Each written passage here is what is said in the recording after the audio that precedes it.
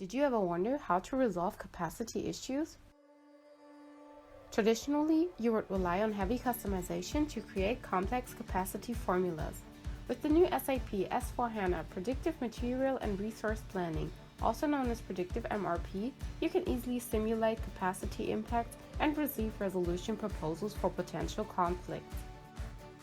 Imagine you're a production planner. To improve planning and to optimize your capacity, you simulate future requirements. The simulation shows that you are facing 2 capacity issues which impact the material availability in 5 of the planned weeks.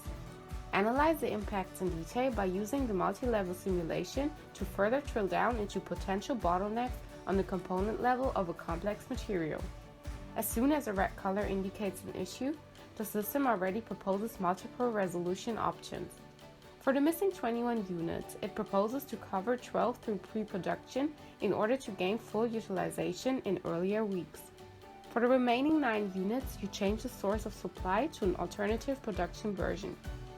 To resolve the remaining capacity issue, you now look into your capacity plan simulation.